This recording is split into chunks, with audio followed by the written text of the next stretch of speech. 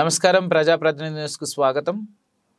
మెదక్ జిల్లా తుప్రాన్లో auto driver నిరసన కార్యక్రమంలో పాల్గొన్న మెదక్ జిల్లా ఆటో యూనియన్ ప్రధాన కార్యదర్శి ఏర్పుల బాలరాజు తను మాట్లాడుతూ కాంగ్రెస్ రాష్ట్ర ప్రభుత్వం మహాలక్ష్మి స్కీమ్ కింద ఉచిత ఆర్టీసీ బస్సు ప్రయాణం తీసుకురావడం వల్ల చాలామంది ఆటో డ్రైవర్లు రోడ్డున పడ్డారు.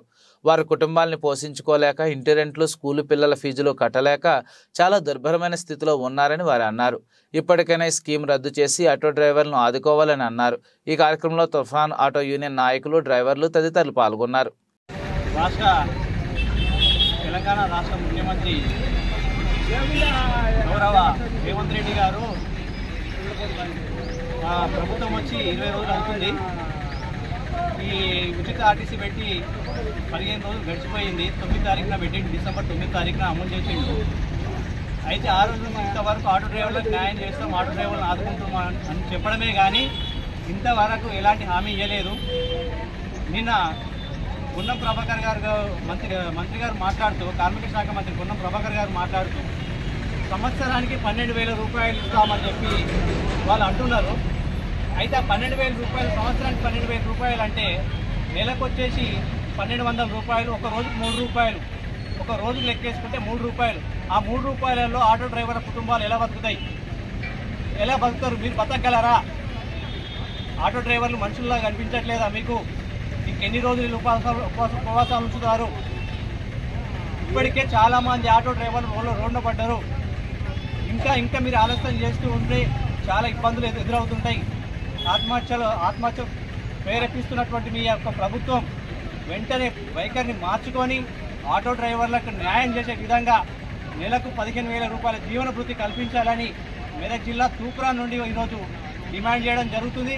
దయచేసి మీకు రిక్వెస్ట్ చేస్తున్నాం సార్, తప్పకుండా మీరు న్యాయం చేయాలి. ఆటో డ్రైవర్లకు న్యాయం చేసి మీరు జీవన భృతి ఏదైతే 15,000 జీవన భృతి కల్పిస్తేనే ఆటో డ్రైవర్లకు హక్కులు కాపాడిన వారు అవుతారు.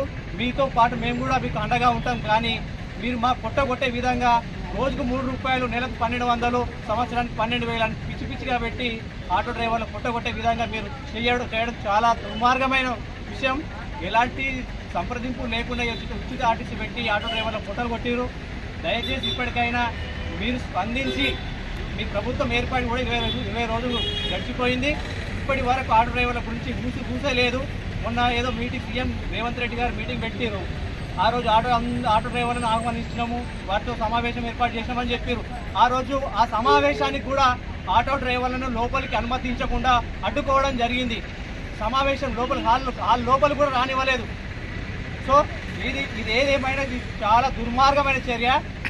మీ వైఖరిని మీరు మార్చుకొని ఆటో డ్రైవర్లకు న్యాయం చేసే విధంగా మీరు నెలకు జీవన భృతి 15,000 జీవన భృతి కల్పించే విధంగా మీరు సంకల్పించుకొని మీరు మాకు ఆటో డ్రైవర్లకు హెల్ప్ చేయాలని ఈ సందర్భంగా రిక్వెస్ట్ చేస్తున్నాం సార్.